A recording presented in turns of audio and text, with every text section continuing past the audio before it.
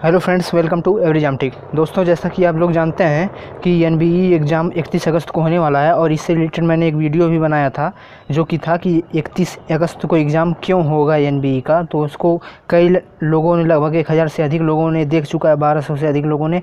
और दोस्तों, वहाँ पे कई कमेंट आए थे और उन कमेंट का आंसर मैं इस वीडियो में दूंगा, जिसमें सबसे महत्वपूर्ण और सबसे जनरल कमेंट यह था कि एडमिट कार्ड कब आने वाला है और पेपर किस मीडियम में होगा, इंग्लिश में होगा या हिंदी में होगा। और दोस्तों, कुछ लोगों का डाउट ये भी था कि स्किल टेस्ट जो होगा वह किन किन लोगों का होगा, सीनियर असिस्टेंट, जूनियर असिस्टेंट का या स्टेनोग्राफर का, किसके लिए जो है स्किल टेस्ट रखा गया है और स्किल टेस्ट आपका एग्ज़ाम के बाद किस तारीख को होने वाला है। तो दोस्तों, इन सभी क्वेश्चंस के बारे में डिस्कस करेंगे और इनका हल जानेंगे कि इनका आंसर क्या होने वाला है इन सभी क्वेश्चंस का। तो दोस्तों, बने रहिएगा मेरे साथ वीडियो में पूरा। मैं दीपक कुमार। दोस्तों, इस वीडियो में बहुत ही इंपॉर्टेंट जानकारी प्रदान की जाएगी आपको आपके एग्ज़ाम से संबंधित, तो इस वीडियो को पूरा देखिएगा। और दोस्तों, यदि अभी तक आपने हमारे चैनल को सब्सक्राइब ना किया है तो सब्सक्राइब ज़रूर कर लीजिए, बहुत जल्दी कर दीजिए दोस्तों। एकदम फ्री है, इसका कोई भी पैसा नहीं लगने वाला है। आपका केवल 1 सेकंड लगेगा और 1 सेकंड में सब्सक्राइब करके आप हमसे जुड़ जाएंगे।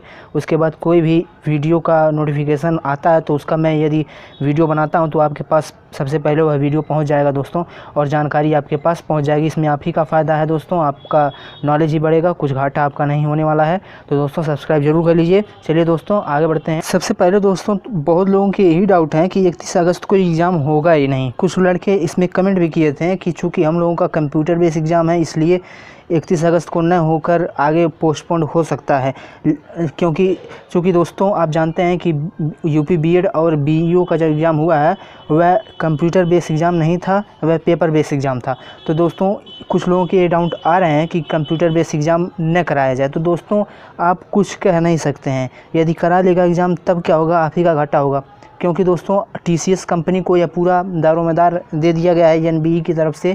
एनबीई इसमें कुछ भी नहीं करने वाला है, उसने पूरा टेंडर अपना टीसीएस को दे दिया है। अब टीसीएस जब चाहेगा तब एग्ज़ाम करा लेगा, इसका कोई भी बाध्यता नहीं है।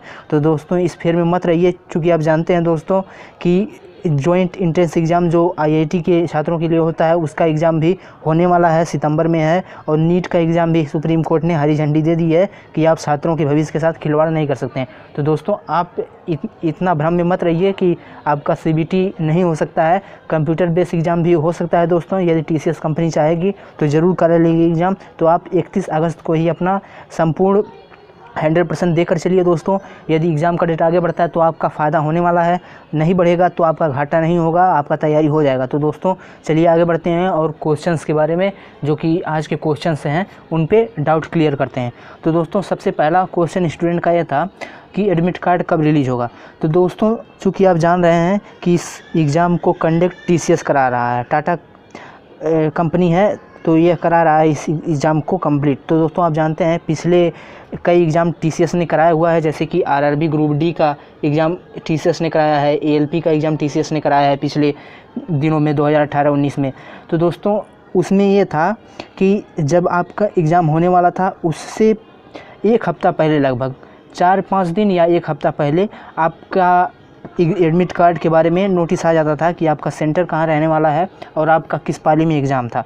तो दोस्तों, अगर जो पहले के कंडीशन को देखते हुए चलें तो 31 तारीख से 1 हफ़्ता पहले, इसका मतलब आप वही 24-25 तारीख तक यह मान सकते हैं कि आपका एडमिट कार्ड आ सकता है। दोस्तों, यह पूरी की पूरी संभावना व्यक्त की जा रही है, क्योंकि आपके नोटिफिकेशन में कहीं भी यह नहीं लिखा हुआ है कि आपका एडमिट कार्ड इस दिन आएगा। एडमिट कार्ड आपके नोटिफिकेशन में केवल और केवल इतना लिखा है कि जब एग्ज़ाम होने वाला रहेगा तो उससे कुछ दिन पहले आपके मोबाइल पे टीसीएस द्वारा मैसेज कर दिया जाएगा कि आपका एग्ज़ाम इस डेट को है और आपका एडमिट कार्ड आप इस दिन से डाउनलोड कर सकते हैं, आपका यहाँ पे एग्ज़ाम गया है। ये सब आपके मोबाइल पे मैसेज आने और ईमेल भेज सकता है टीसीएस। तो दोस्तों, केवल नोटिफिकेशन में यही लिखा गया है, एडमिट कार्ड से संबंधित कोई भी जानकारी नहीं प्रदान की गई है। चूँकि नोटिफिकेशन में कुछ नहीं दिया गया है, इसलिए हम केवल अंदाज़ा ही लगा सकते हैं। तो अंदाज़ा केवल यही लगाया जा सकता है, एक्सपेक्ट केवल यही किया जा सकता है कि 1 हफ़्ता पहले एग्ज़ाम से आपके एडमिट कार्ड देखने को मिल सकते हैं, या तो आपके मोबाइल में मैसेज आ सकता है आपके एग्ज़ाम डेट से संबंधित। चूँकि दोस्तों, हम केवल आशा कर सकते हैं और पिछले एग्ज़ाम को देखकर ही अनुमान लगा सकते हैं, और पिछला एग्ज़ाम जो टीसीएस ने कराया था उसमें यही लगभग कंडीशन हर एग्ज़ाम में था, चाहे वह जेई का हो, चाहे वह ग्रुप डी का हो, चाहे एलपी का हो। एग्ज़ाम से 1 हफ़्ता पहले आपका एडमिट कार्ड देखने को मिल जाते थे। तो दोस्तों आप यह मान के चलिए, यदि आपका एग्ज़ाम 31 अगस्त को होगा तो 31 अगस्त से 1 हफ़्ता पहले या 4-5 दिन पहले आपके मोबाइल पे SMS आ जाएगा या ईमेल पे SMS आ जाएगा कि आपका एग्ज़ाम कब होगा, आपका एग्ज़ाम सेंटर कहाँ गया है। इन सब चीज़ों के बारे में जानकारी आपको मिल जाएगी। ठीक है दोस्तों, चलिए अब दूसरे क्वेश्चन पे बढ़ते हैं। तो दोस्तों आपके नोटिफिकेशन में यह भी कहीं नहीं लिखा हुआ है कि आपका जो पेपर होगा वह किस मीडियम में होगा, मीडियम भी नहीं बताया गया है। तो दोस्तों अब आप यदि फॉर्म में यह ऑप्शन रहा होगा कि आप हिंदी में देना चाहते हैं पेपर की इंग्लिश में, तब तो आप समझ ही सकते हैं। लेकिन यदि उसमें ऑप्शन नहीं दिया होगा तो यह मान के चलिए कि आपका एग्ज़ाम इंग्लिश में हो सकता है। यदि हिंदी में होने की संभावना कम है क्योंकि ऑल इंडिया लेवल का टेस्ट है, तो दोस्तों इंग्लिश में हो सकता है, यह भी संभावना है क्योंकि आपके नोटिफिकेशन में कहीं भी नहीं दिया हुआ है। हाँ, कुछ अनुमान इसलिए लगाया जा सकता है क्योंकि जो पिछले साल में पेपर मैंने डाउनलोड किया था, जिसका मैं सॉल्यूशन आपके इस चैनल पे दे रहा हूँ, तो दोस्तों उस प्रीवियस ईयर के क्वेश्चंस का जो पेपर था वह भी इंग्लिश मीडियम में ही था। तो आप यदि यह कुछ भी हो सकता है, या तो हिंदी मीडियम में भी हो सकता है, लेकिन अधिकतर चांस इंग्लिश मीडियम के ही हैं। अगर जो आपको फॉर्म भरते समय यह नहीं पूछा होगा कि किस मीडियम में आप एग्ज़ाम देना चाहते हैं, यदि पूछा होगा तब तो समझ लीजिए कि आप जिस को चुने होंगे वही होगा। लेकिन यदि नहीं पूछा होगा तो आप यह मान के चलिए कि चांसेस बनते हैं कि इंग्लिश मीडियम में पेपर कराए जाएँ।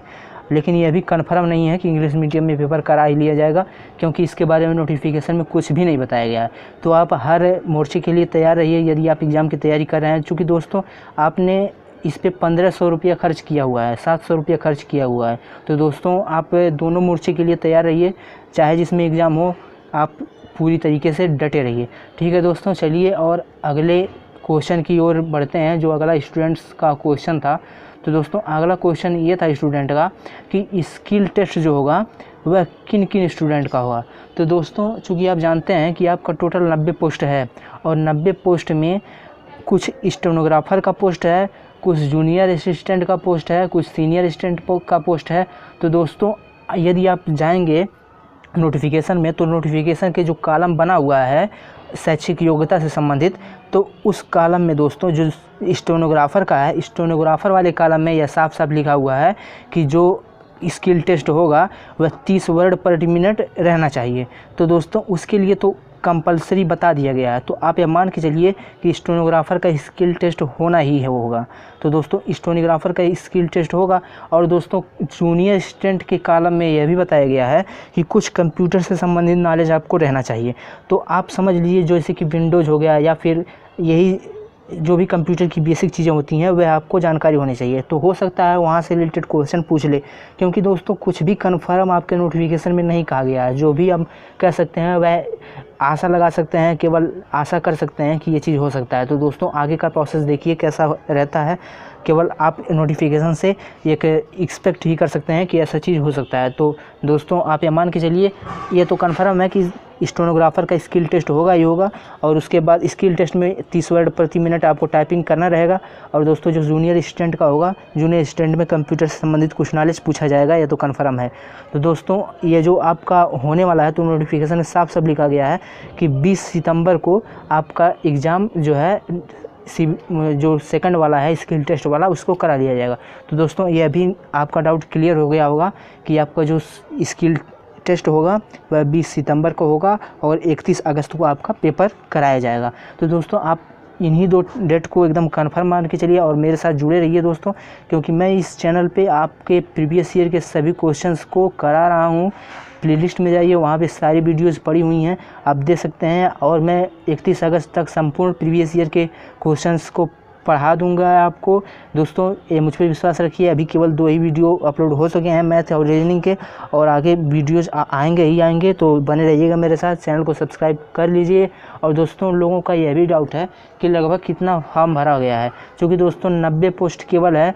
तो आप यह मान सकते हैं, चूँकि दोस्तों आप केवल अनुमान लगा सकते हैं, कुछ भी कंफर्म नहीं है, तो अनुमान यह लगाया जा सकता है। चूँकि जो वीडियोज़ आए थे यूट्यूब पर कि NBE का फॉर्म निकला हुआ है, क्योंकि दोस्तों आप जानते हैं कि सरकारी रिजल्ट पे इसका कोई नोटिफिकेशन नहीं दिया गया था। जो भी था वह यूट्यूब था और फिर इसका वेबसाइट था। तो आपने यूट्यूब के सहारे ही देखा होगा, उसके बाद ही पोस्ट को देख के भरा होगा फिलअप। तो जो भी व्यूज़ आए थे इन सभी वीडियोस पे, वह सभी 3 लाख 4 लाख से अधिक ही व्यूज़ आए थे। तो आप ये मान के चलिए, अगर जो उसमें से 80,000 ही फॉर्म भरे होंगे, 80,000 या 1 लाख ही फॉर्म भरे हो गए होंगे, तब भी कंपटीशन बहुत ही टफ होने वाला है। क्योंकि दोस्तों यदि 3-4 लाख व्यूज़ आए हैं उस पर, तो ऐसा नहीं है कि सभी फॉर्म भर देंगे। बहुत लोगों को पैसे की दिक्कत भी रहती है, इसका फॉर्म भी महंगा था। तो आप मान के चलिए, यदि कम से कम यदि बात करेंगे आप, तब भी 70-80 हज़ार लड़के तो फॉर्म भरे ही होंगे। मैक्सिमम बात करेंगे तो 1 लाख से ऊपर फॉर्म जा ही सकते हैं, इसमें कोई दो राय नहीं है, क्योंकि इंडिया में बहुत लोग बेरोज़गार हैं। ठीक है दोस्तों, ये थे आपके क्वेश्चन और डाउट, जो कि हमारे ख्याल से क्लियर हो गए होंगे। और दोस्तों, आप चैनल को ज़रूर सब्सक्राइब कर लीजिएगा, क्योंकि यहाँ पे आपके एग्ज़ाम से संबंधित वीडियोज़ आते रहेंगे। ठीक है दोस्तों, धन्यवाद। यदि वीडियो पसंद आया हो तो लाइक और कमेंट ज़रूर करिएगा। ठीक है दोस्तों, धन्यवाद।